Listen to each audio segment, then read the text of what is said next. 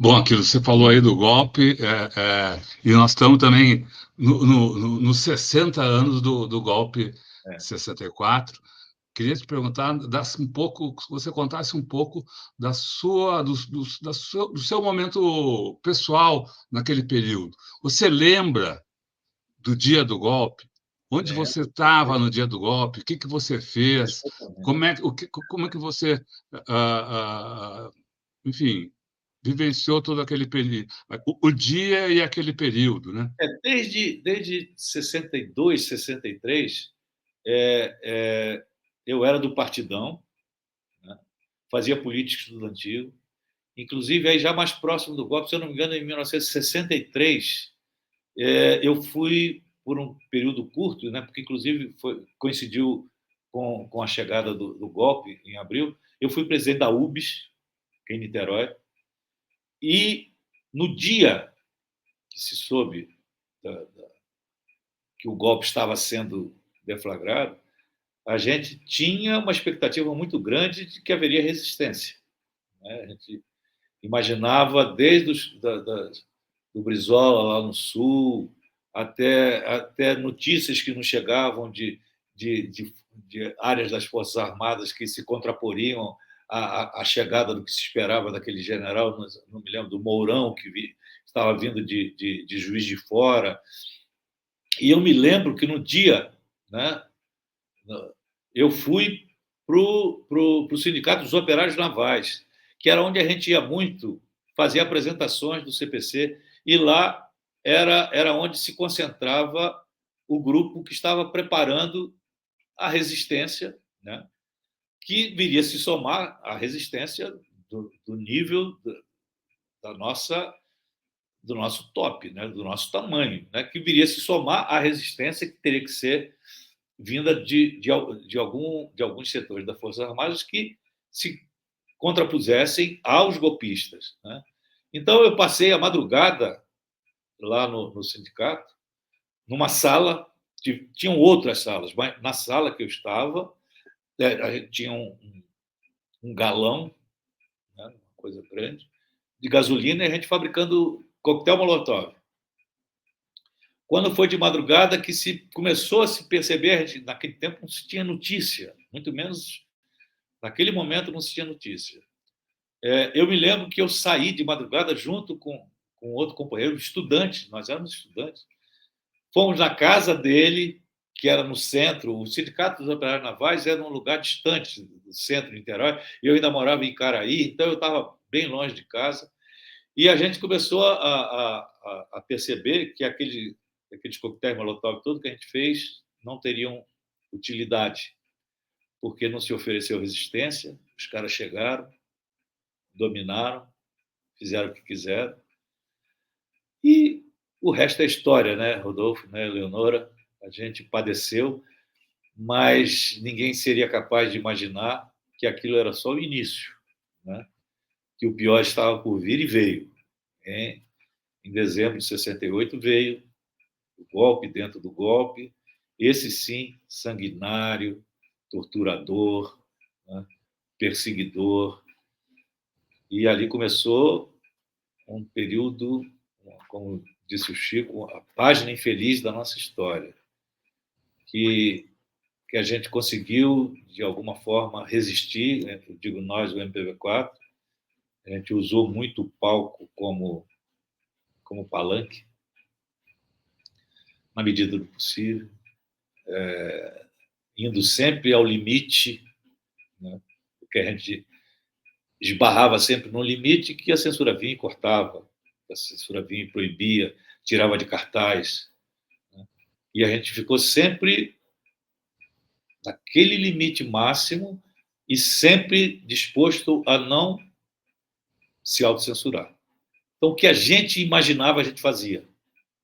E fez muita loucura e sofreu as consequências desse tipo de loucura, né? Qual foi o Que era, momento mais. Eu ia por te favor. perguntar qual foi o momento mais sombrio dessa página infeliz para você, e quando é que você se deu conta que a resistência poderia dar a volta por cima? Olha, Eu não sei. Eu sei que quando... Não saberia te precisar isso. Mas talvez, por incrível que pareça, seja depois da decretação do AI-5, aí me ocorreu que não, aí não tinha jeito. Aí ou a gente fazia, de fato, iniciava alguma coisa de fato, né? Eu ainda era filiado ao Partidão. O Partidão era contra a ideia da luta armada, né? Mas eu conhecia muita gente que se integrou, inclusive aquele meu amigo, né? Que eu falei que eu estava com ele no sindicato dos operários navais, ele entrou para a luta armada, e ele até se chateou comigo, porque eu falei, agora você é da esquerda festiva, você não faz mais e tal. E eu fiquei meio... Mas no MPB4 eu fiz o que foi possível, inclusive denunciando e organizando o movimento, organizando shows de solidariedade, e ao mesmo tempo cantando, né? Cantando, escolhendo música bonita para cantar e, e seguindo em frente. Seguindo em frente, na certeza de que aquilo a gente faria parte do processo que ia levar ao final daquilo tudo. Agora, a ironia, mal sabíamos nós que depois daquilo tudo, 4 anos atrás, a gente se defrontou com outra ameaça tão grave, tão séria, tão desastrosa, tão desumana, tão cruel quanto foi o surgimento da extrema-direita fascista no Brasil, com os bolsonaristas e outros grupos com ideias fascistas ou neofascistas. Então, a gente está... A eleição do Lula foi um alívio, porque se o cara se reelege, 8 anos daquilo, eu não sei onde a gente estaria hoje. Não sei. Eu te juro que eu cheguei a imaginar, na época da pré-segundo turno, que eu via as pesquisas, por mais que eu conversasse com gente, a gente tinha um grupo, né, que se conversava, se trocava ideias, trocava informações que se tinha. E eu vi que a coisa estava tão feia que eu cheguei a começar a conversar com a Nilza. Nilza, se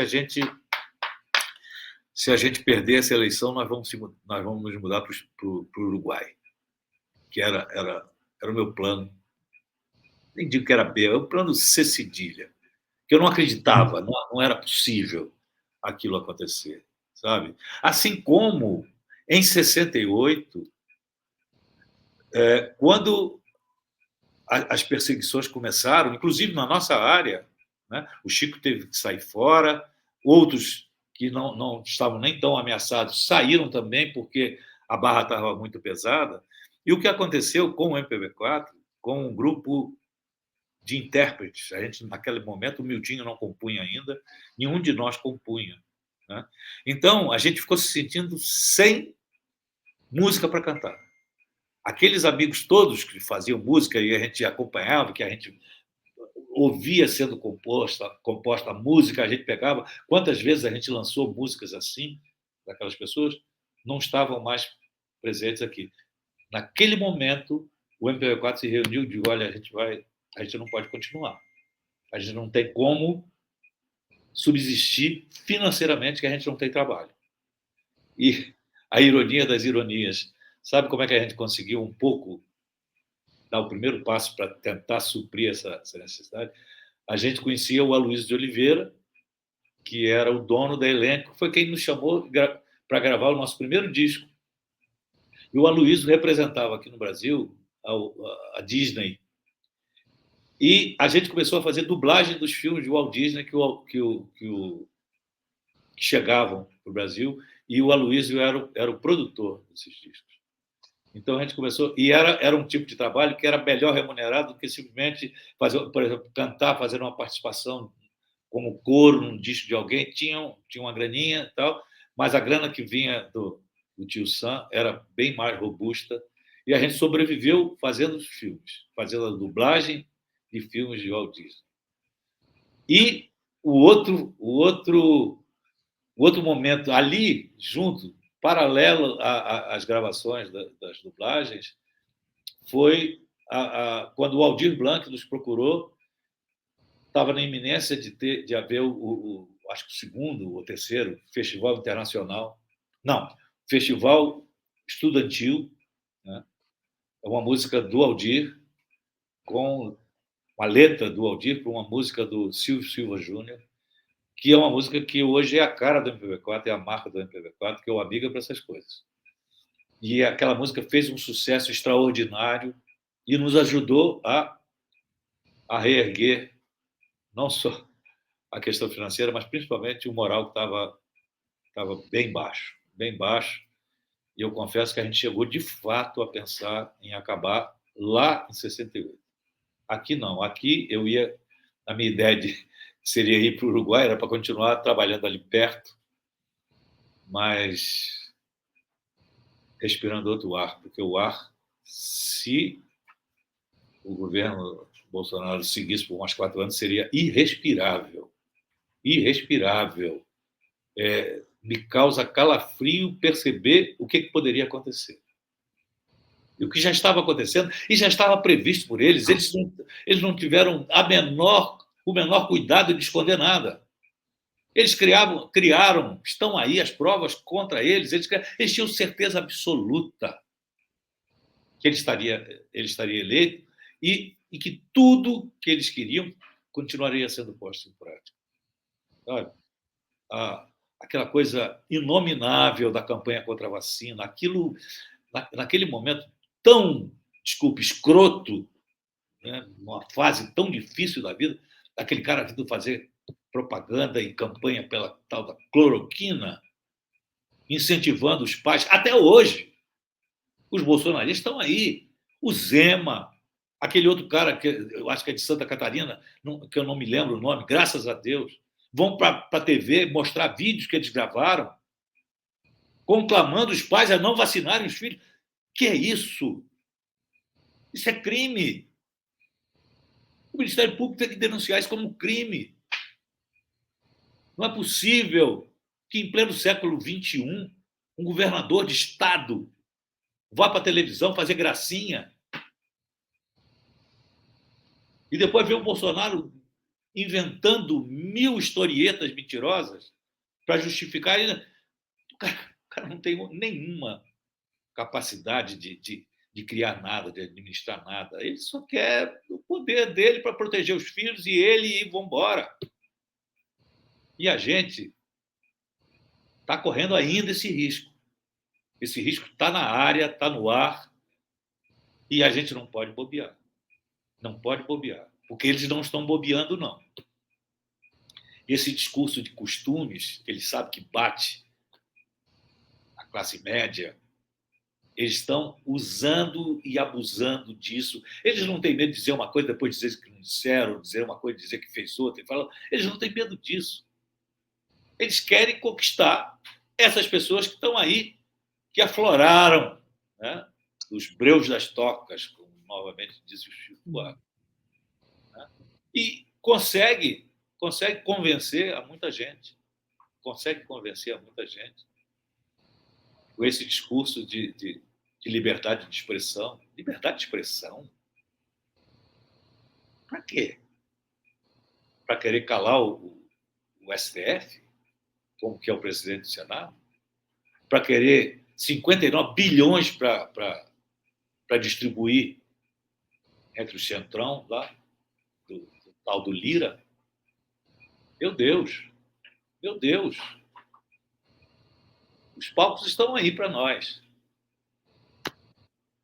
E, na medida do possível, a gente está fazendo isso. A gente está fazendo show com faca nos dentes.